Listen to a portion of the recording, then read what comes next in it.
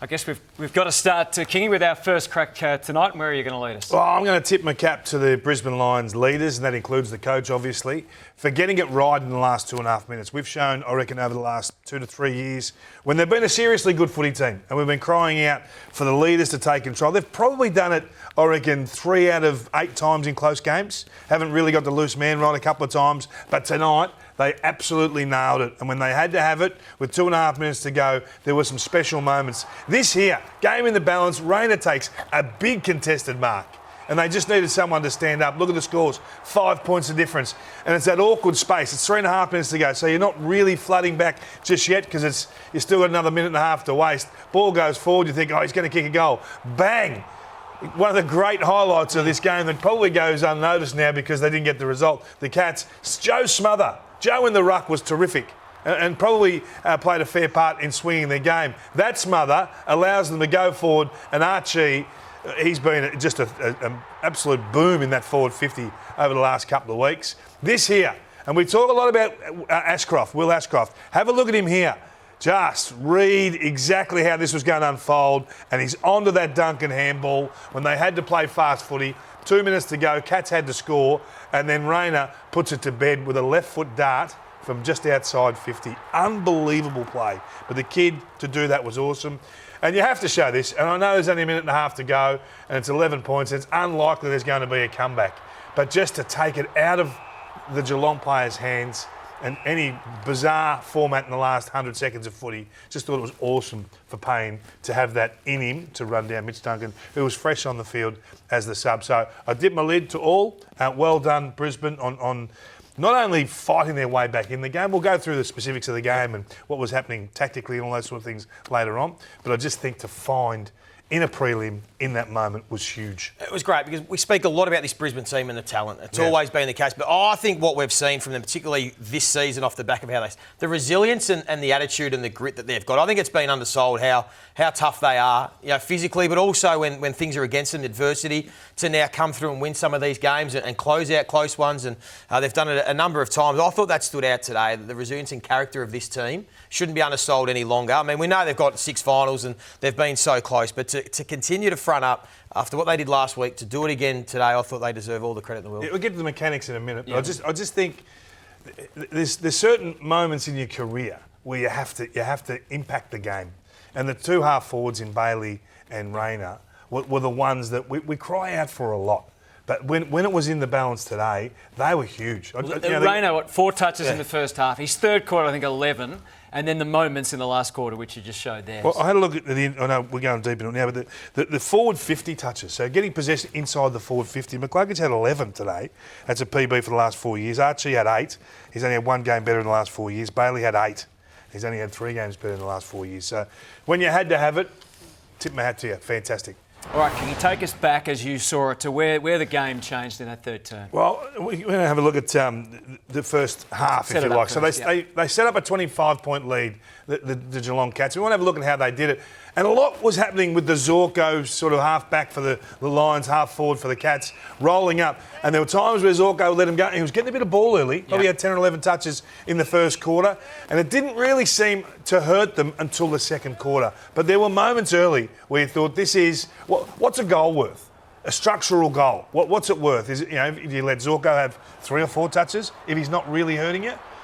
He was very good, got a lot of ball, but I just thought this was the game for a large patch of this, why they were able to set up the lead. So that teasing space, and we heard Chris talk to the boys, Gary and Bucks and Brownie in the pre-game, and just be really honest with it. We're going to go with one and we're going to sag off the other. So what worked for Zorko early then flipped in that second term, and they were able to get quality ball, whether it be the overlap, leapfrog type play, or just a hack ball forward that caused all sorts of chaos. Joey, you were there.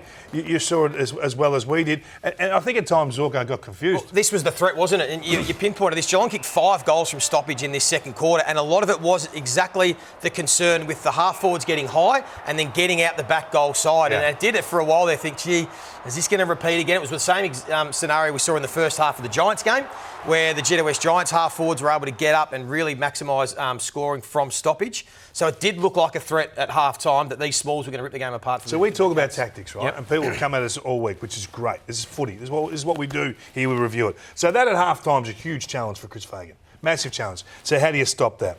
The other challenge, which we get to, is Tommy Stewart. Yeah. Now he was doing his own thing for a large part of that first half and getting to positions which was just shutting down their offence, Joey, and just thwarting because they were one-sided. Because they were staying same side of the field, he was able to get involved. Have a look here. He's at the back of this pack, and then he charges back. Danaher's free at the back. He rolls back and then gets involved again, and he's everything for them here. He's a one-man wall. So you're wondering how they're going to cater for this. So lots of challenges, and this is coaching. And it was more like the Tom Stewart we'd seen in previous years. He played more the half-back role, and he was patrolling it, he was dropping off, he was free, and he was getting a fair bit of the game on his terms. So that was another challenge that the Brisbane Lions had to face at half-time, because there you go, there, as we've seen him do 10,000 times, position himself where he wanted, and he was thwarting a lot of the Brisbane Lions' attacks inside 50. So the Cats had the momentum at the start of the third quarter, Kingy, and the moment you wanted to highlight where perhaps they could have gone on with it, but it swung the other way. Yeah, it was a 2-goal swing, and this happens a lot in finals. You've got to take your chances, and sometimes these sit in your guts for years, these sorts of moments. I just thought Sean Manor had his time again, would make a different decision. He was always a threat forward of centre. He was terrific. Just a little pop handball there to Stengel, who didn't have a great day himself, but just the kicker on the ground here was a strange decision at the time.